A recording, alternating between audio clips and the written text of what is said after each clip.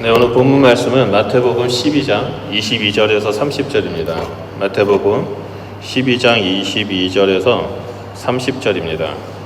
제가 가지고 있는 성경으로는 신약 19페이지입니다. 마태복음 12장 22절에서 30절. 제가 22절, 여러분 23절 우리 교도하도록 하겠습니다. 그때 귀신 들려 눈 멀고 말 못하는 사람을 데리고 왔거늘 예수께서 고쳐주심에 그 말 못하는 사람이 말하며 보게 된지라.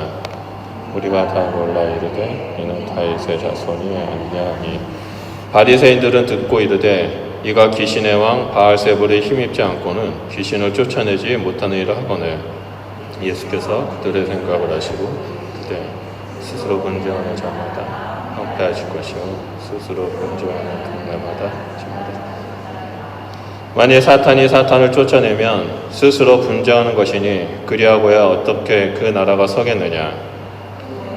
그러므로 가서 힘입어 귀신을 쫓아내며 너희 아들들은 누구를 힘입어 쫓아내느냐. 그러므로 그들이 너희의 재판관이 되리라. 그러나 내가 하나님의 성령을 힘입어 귀신을 쫓아내는 것이면 하나님의 나라가 이미 너희에게 임하였느니라.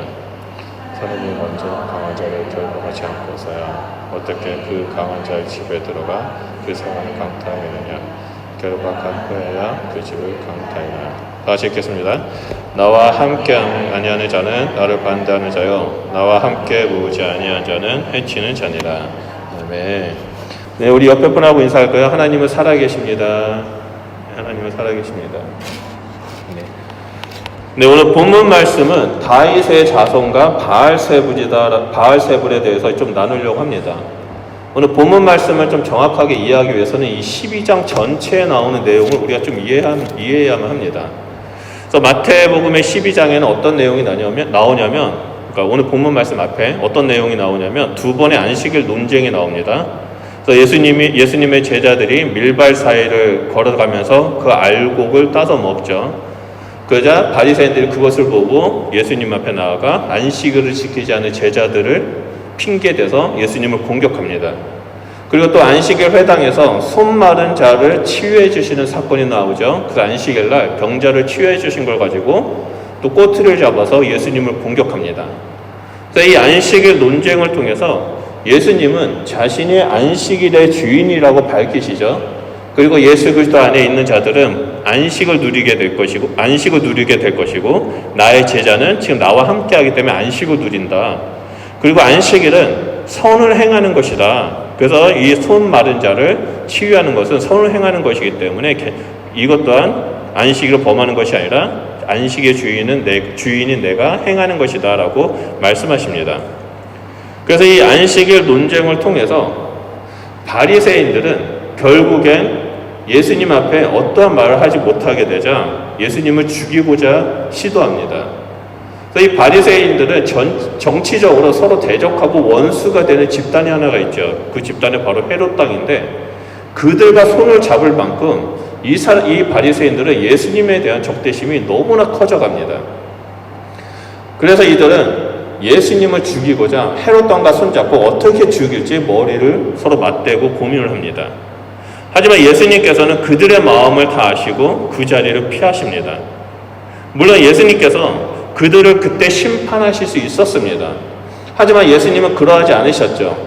그래서 이러한 모습을 이사야 선지자의 예언을 통하면 다투지도 않고 상한 갈 때도 꺾지 않으시고 꺼져가는 심지를 끄지 않으셨다라고 말씀하십니다. 그래서 예수님은 이 온유함과 겸손함으로 그들을 용납하시고 그들을 용서하기로 결정하시고 그들이 하나님 앞에 나오도록 기회를 주시죠. 그래서 결국에 이런 예수님의 온유함과 겸손함은 어떤 일이 일어납니까? 유대인뿐만 아니라 이방인에까지 구원의 빛이 선포가 되어서 우리 역시 예수님을 믿게 됩니다.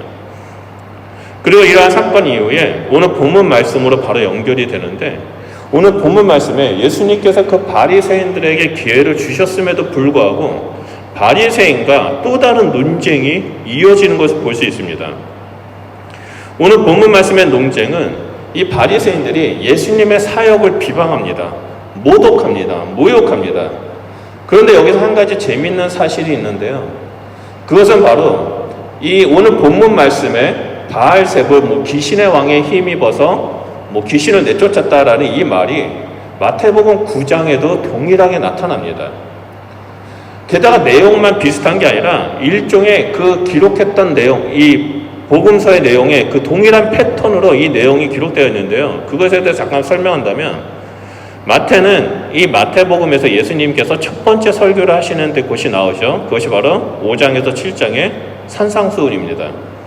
예수님께서 산상수훈에서 처음 설교를 하고 산에 내려와서 병자들을 치유하시죠. 그리고 맨 그 치유의 사역의 끝부분에 귀신 들린 기머거린 자를 치유합니다. 귀신을 내쫓고 치유하시죠. 그때 바리새인들이 예수님을 향해서 귀신의 왕에 힘입어 귀신을 내쫓는다라고 말합니다. 그 사건에 의해 바로 예수님께서 두 번째 가르침을 10장에 말씀하십니다. 그래서 제자들을 파송하기 전에 두 번째 가르침을 하시고 나서 그 가르침이 끝나고 또 치유하시는 사건, 병자를 치유하시고 귀신 들린 자를 쫓는 사건이 나옵니다. 그리고 그 치유하고 회복하는 사건 마지막 끝부분에 또다시 이 귀신 들려서 앞도 못 보고 말하지도 못하는 그런 사람을 치유하시는 장면이 나옵니다. 그리고 참고로 13장부터는 예수님이 천국에 대한 가르침에 대한 내용이 나옵니다. 그래서 마태는 동일하게 이 마태복음에 예수님의 첫 번째 가르침과 두 번째 가르침 뒤에 나오는 예수님의 그 치유 사건 마지막에 똑같은 내용을 기록합니다. 그런데 이것은 우연한 기록이 아니라 어떠한 의도를 가지고 기록합니다. 그래서 9장 32절을 보면 귀신 들려 벙어리 된 자를 고쳐주신 것이 논쟁이 시작이 되고, 오늘 본문 말씀인 12장 22절을 보면 귀신이 들려 눈 멀고 벙어리 된 자를 고쳐주시는 사건이 논쟁이 됩니다. 9장 34절에서는 바리새인들이 예수님이 귀신의 왕을 빙자해서 내쫓았다고 모욕을 하죠. 그리고 12장 24절에서는 그 귀신의 왕의 이름이 나옵니다. 바알세불이라고 아주 구체적으로 언급해서 예수님의 사역을 방해합니다. 이렇게 9장과 12장의 내용을 비교해 보면 사건이 점차적으로 확대되고 있습니다. 그렇다면 왜 마태는 이 비슷한 내용을 예수님의 첫 번째 가르침과 또 두 번째 가르침 뒤에 기록했을까요? 왜 마태는 9장의 내용을 똑같이 12장에, 물론 각 그 대상은 다른 사람이지만 그 비슷한 사건을 확장시켜서 12장에 기록했을까요? 오늘 그것에 대해서 좀 살펴보려고 합니다. 그래서 이것에 대한 여러 관점에 따라서 은혜가 있지만 좀 오늘 이 사건의 사람들의 반응을 보면서 하나님께서 마지막 때에 우리가 어떻게 살아가야 하는지 그것에 대해서 좀 살펴보려고 합니다. 먼저 본문 22절을 보면 그때 귀신 들려 눈 멀고 말 못하는 사람을 데리고 왔거늘 예수께서 고쳐주심에 그 말 못하는 사람이 말하여 보게 된지다라고 말씀이 시작됩니다. 여기서 눈이 멀고 말 못하는 원인이 귀신이 들렸다라고 밝히죠. 이런 사람을 예수님께서 고쳐주셨다는 것은 귀신을 내쫓고 귀신으로부터 그 사람을 자유케 하셨다라는 것을 의미합니다. 그 결과 바로 눈으로 보게 되었고 입으로 말하게 됩니다. 그리고 이 사건을 목격한 모든 사람들이 놀랍니다. 근데 그 사람들의 반응을 보면요, 크게 두 가지로 나타납니다. 그 첫 번째 반응은요, 이는 다윗의 자손이 아니냐라는 그 무리의 반응입니다. 23절을 보면 무리가 다 놀라 이르되 이는 다윗의 자손이 아니냐 하니라고 증거하고 있습니다. 9장 33절에서 이 비슷한 사건을 목격했을 때 무리들은요 그냥 놀라서 여겼고 이스라엘 중에 이런 일이 있었던 적이 없었다라고만 고백을 했지 다윗의 자손이라고 고백한 적이 없습니다. 근데 이 12장에 와서는 너무나 놀라서 이 사람은 다윗의 자손이 아닐까라는 의구심이 생깁니다. 이들은 예수님을 향해서 다윗의 자손이라는 매우 중요한 메시아의 정체성을 이제 말하기 시작하는 겁니다. 무리들이 이 놀라운 사건을 목격하면서 이 사람이 우리가 기다렸던 다윗의 자손, 그 메시아가 아닐까, 그런 마음이 이제 스물스물 그 안에서 올라오기 시작한 겁니다. 여기서 다윗의 자손이라는 말은 마태가 1장에서부터 강조하고 있는 예수님의 정체성입니다. 영원한 하나님의 나라를 다스리는 예수 그리스도, 그 메시아의 정체성을 마태는 1장에서 족보를 통해서 강조하죠. 그래서 이 유대인들이 가장 위대시하는 그 아브라함 자손, 그들의 모든 족보는 아브라함 자손부터 시작하는데 마태는 이 다윗을 통해서 이 족보를 시작합니다. 다윗의 자손으로 오신 예수님께서 영원히 통치하시는 하나님의 나라의 복음을 가르치시고 귀신 들린 자와 병든 자를 회복시키심으로 이 땅에서 하나님의 나라, 예수님께서 통치하시는 하나님의 나라가 도래했다라고 선포하는 거죠. 사람들은 처음에 예수님의 가르침을 들었을 때 다른 서기관과 달리 권위가 있어서 놀라웠다라고 말합니다. 병자를 고치는 거 보면서 너무나 신기했습니다. 그래서 이들은 예수님을 따릅니다. 다른 서기관과 다른 그 가르침, 또 병자를 고치시는 그 예수님, 마치 서커스를 보듯 이 무리들은 예수님을 졸졸졸졸 따라다녔습니다. 하지만 이 사건을 통해서 이 사람들은 계속해서 보면서 드디어 그 마음 가운데 다윗의 자손이 아닐까라는 그 궁금증, 우리가 그렇게 고대하고 기다렸던 메시아가 아닐까라는 그 궁금증이 이 무리들 가운데 스물스물 나타나기 시작했다는 겁니다. 근데 사실 사람이 다윗의 자손이라고 말하는 장면은 오늘 본문 말씀에 처음 등장하는 것이 아닙니다. 9장 27절을 보면요, 두 명의 맹인이 예수님을 따를 때 다윗의 자손이여 우리를 불쌍히 여기소서라고 외치는 장면이 나옵니다. 그런데 이 두 명의 맹인이 외쳤던 다윗의 자손이라는 표현보다 오늘 본문에서 나오는 다윗의 자손이라는 표현이 더 큰 울림이 있습니다. 그 이유는 그때는 두 사람이었지만 지금은 그 무리들, 예수님을 따르는 그 수많은 무리들이 예수님을 향해서 다윗의 자손이 아닐까라는 그런 놀라움에 인한 그 예수님의 정체성, 메시아의 정체성에 대해서 조금씩 생각하기 시작했다는 겁니다. 이분은 우리가 기다렸던 그리스도일지도 몰라라는 그 궁금증이 생기면서 예수님을 더 따라갑니다. 이런 무리들의 의구심은요, 훗날에 두 가지의 길로 나뉘어지게 됩니다. 어떤 사람은 이분은 그리스도인지도 몰라라고 생각하면서 예수님만을 더 알고자 노력하죠. 그래서 이 사람들은 기적의 사건보다 본질이신 예수 그리스도에 집중합니다. 그래서 결국엔 다윗의 자손일지도 몰라라는 그 의구심이 이분은 다윗의 자손 예수 그리스도 살아계신 하나님의 아들입니다라는 믿음의 고백을 하게 됩니다. 반면에 다른 길의 사람들은 동일하게 이분은 다윗의 자손일까라는 생각을 하죠. 하지만 이 사람들은 본질이신 예수 그리스도를 보지 않습니다. 눈에 보이는 현상, 예수님이 기적을 행하는 그런 눈에 보이는 형상만 따라다니죠. 그래서 결국에 어떡합니까? 가장 중요한 순간에 예수님을 버리게 됩니다. 그래서 성경을 보면 예수님은 나귀를 타고 예루살렘에 입성할 때 이 무리들이 종려나무를 가지고 막 시끌벅적하게 난리법석을 떠면서 주의 이름으로 오시는 이여 호산나 외치면서 환영을 하지만 가장 중요한 순간에 이 사람은 그리스도가 아닙니다. 이 사람은 십자가에 못 박혀 죽이십시오. 저 바나바, 그 강도의 바나바를 살려주십시오라고 외쳤던 겁니다. 예수님이 기적을 행하실 때는 온갖 난리 법석을 떠면서 와 신기하다라고 막 좋아서 쫓아다녔는데 예수님이 아무런 기적을 행하지 아니하고 잡히시니까 가차없이 버립니다. 여러분, 이것이 얼마나 슬픈 현실입니까? 그런데 이런 슬픈 현실이 오늘날 우리 삶에도 고스란히 나타납니다. 찬양을 드리고 예배를 드릴 때 하나님으로부터 은혜를 받게 될 경우 주님, 내가 주님을 따르겠습니다. 내가 주님을 위해서 살겠습니다. 하나님, 저를 이렇게 해주신다면, 내 기도를 들어주신다면 나는 하나님 위해서 평생을 바치겠습니다라고 결단하고 헌신합니다. 하지만 막상 가장 중요한 순간에 어려움이 닥쳐오고 마치 예수님이 아무런 응답을 하지 않는 것처럼 잠잠하다라고 느껴졌을 때 결국에 세상과 타협하는 성도들이 너무나 많이 있습니다. 내 뜻대로 내 마음대로 어떻게 해서든지 모면하려고 하는 경우가 너무나 많이 있다는 겁니다. 반면에 현상을 바라보지 않고 그 본질 대신 예수 그리스도를 바라보는 자는 어떤 상황이 온다 할지라도 끝까지 인내합니다. 예수님이 지금 당장 나에게 응답하지 않는다 할지라도 그 자리에 멈춰서서 예수님이 응답하실 때까지 끝까지 무릎 꿇고 기도하며 그 예수님을 바라보며 나아갑니다. 그 결과 이들은 승리하는 삶, 예수님과 동행하는 삶을 살게 되죠.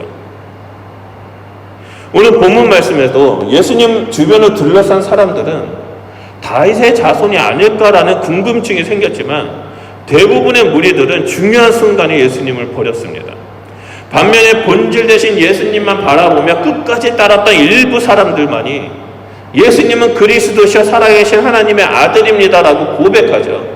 그리고 예수님이 십자가에 돌아가셨을 때에도, 그리고 예수님 십자가에 돌아가시고 그 무덤에 갇혔을 때에도 이들은 끝까지 마가다락방에서 기다리며 기도를 합니다. 예수님의 말씀을 기억하면서.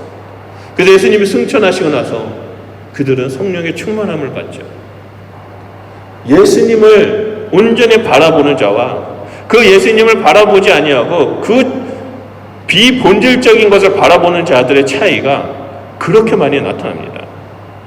그래서 많은 사람들은 이 교회는 찬양팀이 너무나 좋아, 너무나 제도화되었어, 잘 세팅되었어, 신앙생활하기가 너무 편해라고 생각하면서 그런 교회를 많이 찾아갑니다. 한때는 이 호주의 힐송교회 찬양이 너무나 유명하다 보니까 전 세계의 성도들이 힐송교회에 와서 예배를 드리려고 너무나 노력하고 했었습니다. 그리고 또 미국의 베델교회나 미국의 그 찬양이 유명한 교회에 가면은 그 교회는 너무 좋아 하면서 또 사람들 그곳에 후루룩 몰려갑니다. 문제는 이 사람들이 그 본질 대신 예수 그리스도를 보는 게 아니라, 그 본질 대신 예수 그리스도가 아니라 그 주변에 있는 상황들을 바라보면서 신앙생활을 한다는 겁니다. 우리가 중요한 것은 바로 본질 되시는 예수 그리스도께 집중하는 삶을 살아야 한다는 겁니다. 로마 시대 때 그 박해와 핍박이 일어났을 때 예수님에 집중했던 사람들은 생명을 걸고 믿음을 지켰지만 그 비본질적인 것을 바라보면서 신앙생활을 하려고 했던 사람들은 결국에 예수님을 배교하는 일들이 일어났습니다. 우리는 예수님께 집중하는 삶을 살아야 합니다. 예수님이 우리의 구원자가 되시고 지금도 살아서 역사하신다는 것을 인정하면서 하나님이 내 삶 가운데 강력하게 개입하셔서 다스려 주시기를 간구하면서 나아가는 주의 백성이 되어야 된다는 겁니다. 그리고 두 번째로는 귀신을 내쫓고 자유케 하시는 사건을 목격했던 그 바리새인들의 반응입니다. 우리 다 같이 24절 보도록 하겠습니다. 바리새인들은 듣고 이르되 이는 귀신의 왕 바알세불을 힘입지 않고는 귀신을 쫓아내지 못하느니라 하거늘. 이 말씀을 쉽게 말하면 우리가 이 사람은 우리가 기다리는 메시아 다윗의 자손이 아닐까? 라는 얘기가 이곳저곳에서 막 웅성웅성거리면서 쫙 퍼져나가니까 그 얘기를 들은 바리새인들이 아니야 이 사람은 메시아가 아니야. 우리가 기다리는 그 메시아가 아니라 귀신의 왕 바알세불을 따르는 자야 라고 말하고 있는 겁니다. 여러분, 이 얼마나 악한 말입니까? 바리새인들은 지금 예수님께서 그동안 전파했던 하나님 나라의 복음조차도, 병자를 회복시키고 귀신을 내쫓는 하나님 나라의 사역조차도 다 귀신이 한 일이라고 폄하하고 있습니다. 소위 종교 지도자라는 이 자들이 평범한 무리들보다 영적으로 더 무지한 것을 보여주고 있습니다. 이들은 하나님을 섬긴다고 하지만 하나님의 일을 모르고 오히려 방해하고 있습니다. 그래서 뒤에 예수님은 이런 사람들에게 뭐라고 말합니까? 성령을 모독한다라고 말합니다. 마치 오늘 본문 말씀에서 이 논쟁의 불을 당기 귀신 들려서 눈을 보지 못하고 말을 못하는 사람보다 이 바리새인들의 모습이 더 못 보고 더 말을 못하는 그런 어리석은 모습을 보여줍니다. 바리새인들은 지금 영적인 눈과 귀와 입이 다 막힌 상태입니다.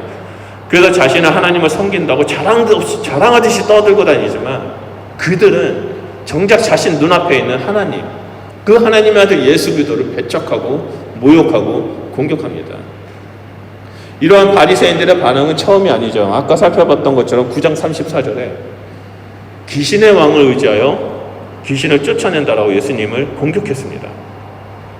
사람으로 할 수 없는 일, 오직 하나님의 권능을 할 수 있는 일을 예수님께서 하고 계시지만 이들은 하나님이 하신 것이 아니라고 말합니다. 귀신이 하는 것이라고 말합니다. 예수님을 귀신의 쫄따구라고 해야 되나요? 그 귀신을 쫓아가는 자라고 주장합니다. 신성모독합니다.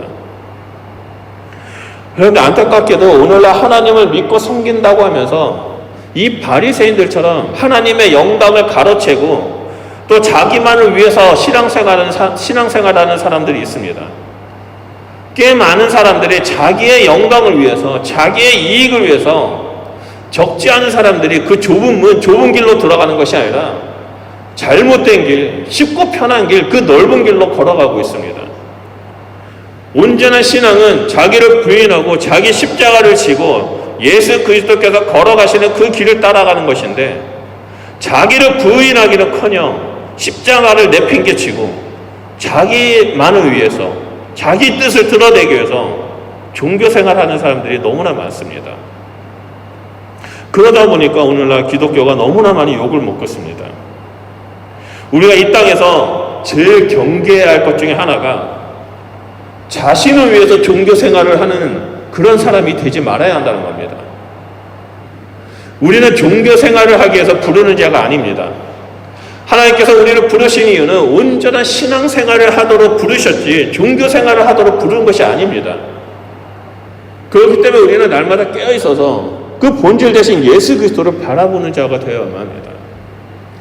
다시 본문에 돌아와서 예수님은 우리의 모든 생각을 다 아신다고 말씀하십니다.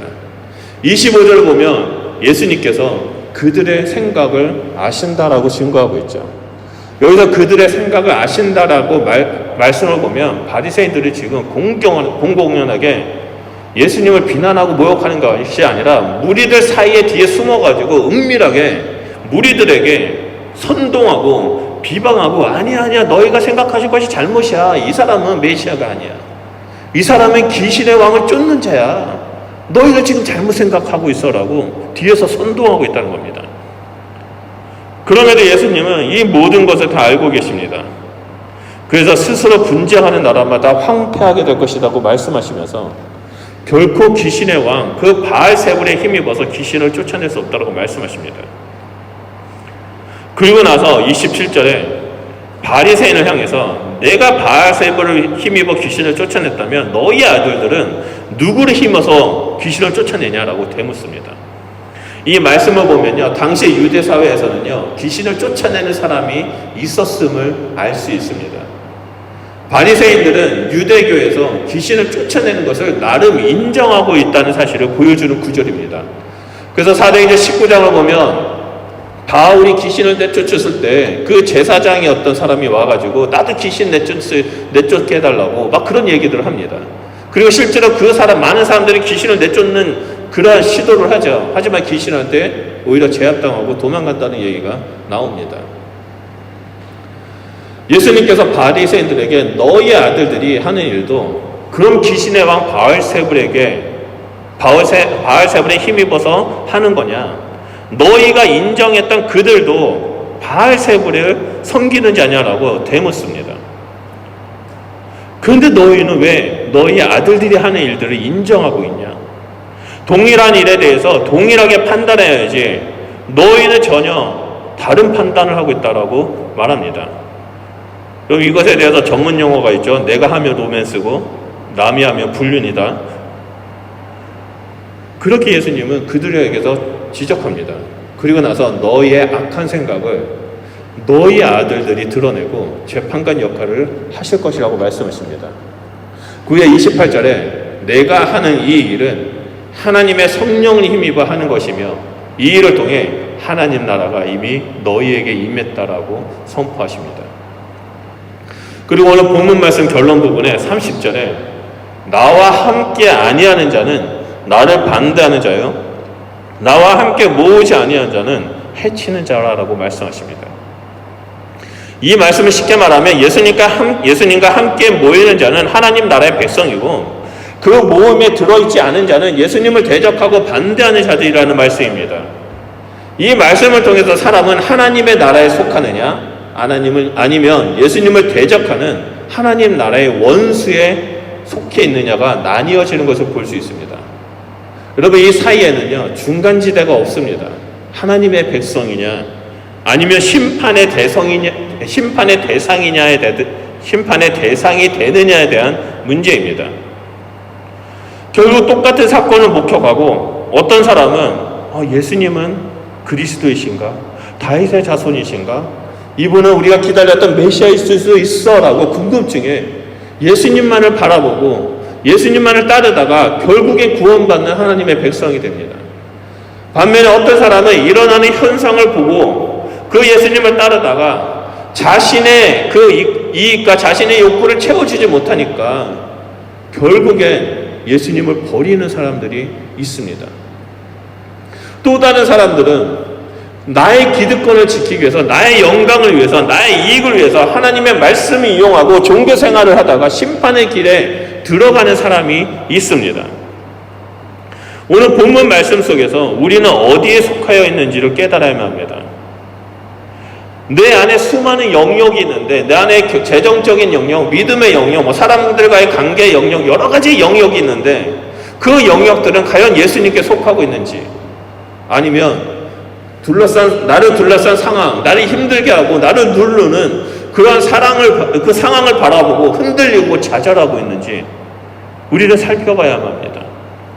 그것도 아니면 바리새인처럼 처음부터 나의 영광과 유익을 위해서, 내가 인정받기 위해서, 나의 의를 드러내기 위해서 신앙을 도구 삼은 그 종교적 생활을 하고 있는지 우리를 좀 되돌아봐야 합니다.